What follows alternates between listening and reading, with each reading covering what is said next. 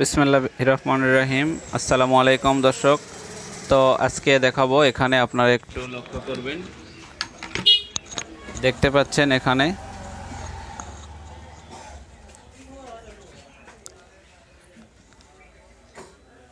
12 volt battery charge দেওয়ার যে মেশিনটা, এই মেশিনটা পুড়ে গিয়েছে। তো এটা কোনোখান থেকে তৈরি করে নিয়ে এসেছিল কাস্টমারটা। তো এখানে দেখেন এটা পুড়ে একদম একাকার হয়ে গিয়েছে। যেভাবে পুড়ে গিয়েছে তাতে যে কোনো দুর্ঘটনা ঘটার সম্ভাবনা ছিল।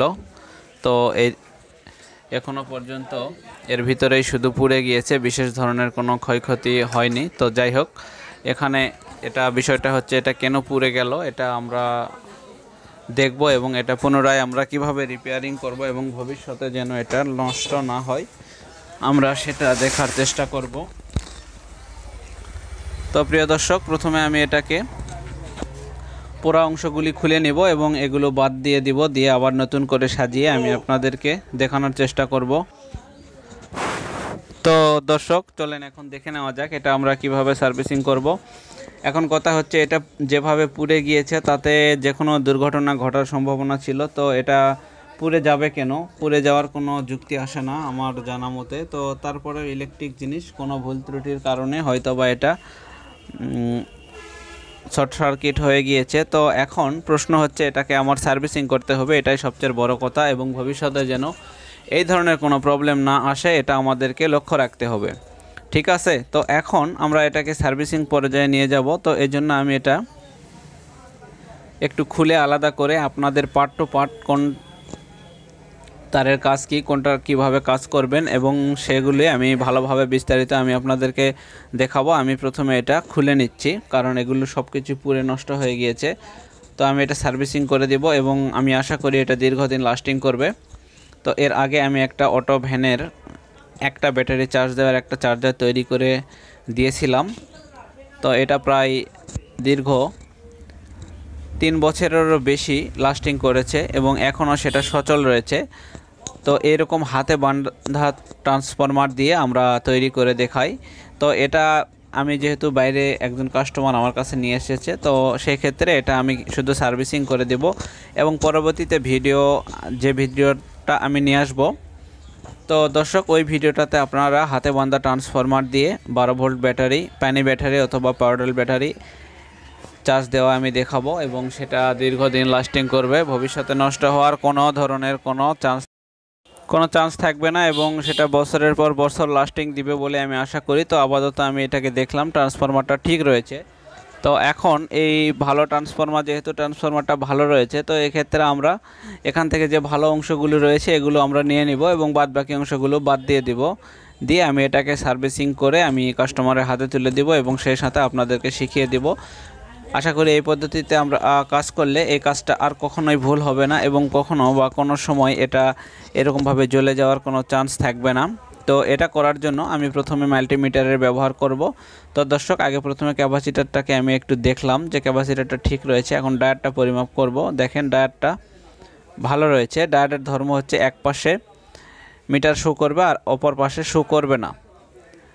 ঠিক আছে, তো এখানে ডায়োডটাও ভালো রয়েছে, ক্যাপাসিটারটাও ভালো রয়েছে। আমি বিস্তারিতভাবে সুন্দরভাবে আমি আপনাদেরকে একটা একটা করে বোঝানোর চেষ্টা করতেছি। দেখেন এবার, তো দর্শক এখন দেখেন এই যে 3টা তার রয়েছে আমার কাছে। এই যে 3টা তারের মধ্যে প্রথম এবং দ্বিতীয় তারটা একটা প্লাস একটা মাইনাস। তো আমার হাতে যে ব্লু তারটা দেখতে পাচ্ছেন এটা মাইনাস, অর্থাৎ মাঝখানের তারটা মাইনাস, দুই পাশে 2টা তার কিন্তু প্লাস, এই 2টা তার প্লাস। তো এখন আমরা এই প্লাসের যে তারটা রয়েছে, 2টা প্লাস কিন্তু 2টা ডায়োডের মাথায় লাগিয়ে নেব। তো ডায়োড লাগানোর ক্ষেত্রে আপনারা ডায়োডের যে মাথায় যে সাদা অংশটা রয়েছে, 2টা সাদা মাথা একত্র করে ক্যাপাসিটারের পজিটিভে লাগিয়ে দেবেন। ডায়োডের 2টা সাদা মাথা একত্র করে ক্যাপাসিটারের পজিটিভ বা প্লাসে লেগে দিবেন। তো এখন ট্রান্সফরমার থেকে যে 2টা তার আসবে, প্লাস যে 2টা তার আসবে, এই 2টা প্লাসের তার আপনারা ডায়োডের যে অবশিষ্ট মাথা ফাঁকা রয়েছে 2টা মাথা, এই 2টা মাথায় লাগিয়ে নেবেন। ঠিক আছে, এখন মাঝখানের যে ট্রান্সফরমারের মাঝখানের যে লাইনটা রয়েছে এটা হচ্ছে মাইনাসের লাইন। তো এই মাইনাসের লাইনটা ক্যাপাসিটারের ডাইরেক্ট মাইনাসে লাগিয়ে নেবেন। ক্যাপাসিটারের মাইনাসের লেগটা হচ্ছে সাদা একটা মার্কিং করা রয়েছে এবং এর মাঝখানে মাইনাস চিহ্নটাও দেওয়া রয়েছে। তো মাইনাস চিহ্ন যেহেতু দেওয়াই রয়েছে এবং সাদাভাবে মার্কিং করা রয়েছে, এখানে আপনারা এটা লাগিয়ে নেবেন। তো দেখেন আমি আবার একবার আপনাদেরকে বুঝিয়ে দিতেছি।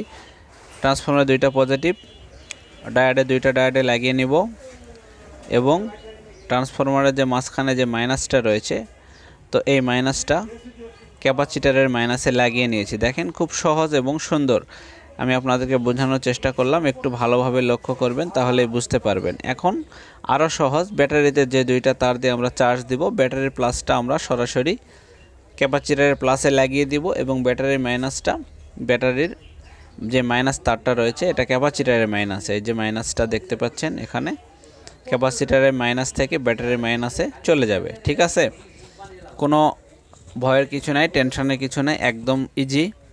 তো প্রথমে আমি মাইনাসটাই লাগিয়ে নিলাম আপনাদেরকে বোঝানোর সূত্রে।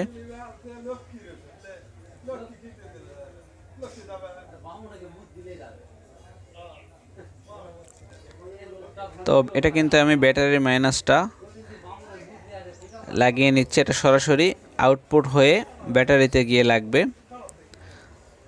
তো এখানে ব্যাটারিটাতে চলে গেল মাইনাস ভোল্টেজ। এখন আমাদের পজিটিভ ভোল্টেজটা লাগানোর পালা। পজিটিভ ভোল্টেজটা আমরা ঠিক ক্যাপাসিটরে যে পজিটিভটা লাইন রয়েছে, অর্থাৎ ক্যাপাসিটরে যে প্লাস লেগ রয়েছে ওই লেগটাতে লাগিয়ে নেব।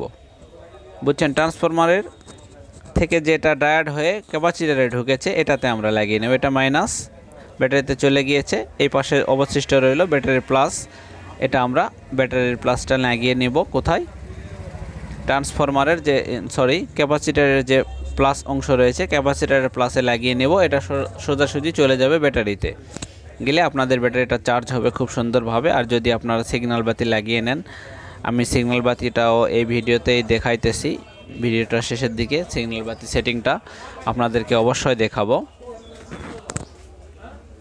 দেখেন আমার হয়ে গিয়েছে, ব্যাটারির প্লাস মাইনাসটা হয়ে গিয়েছে।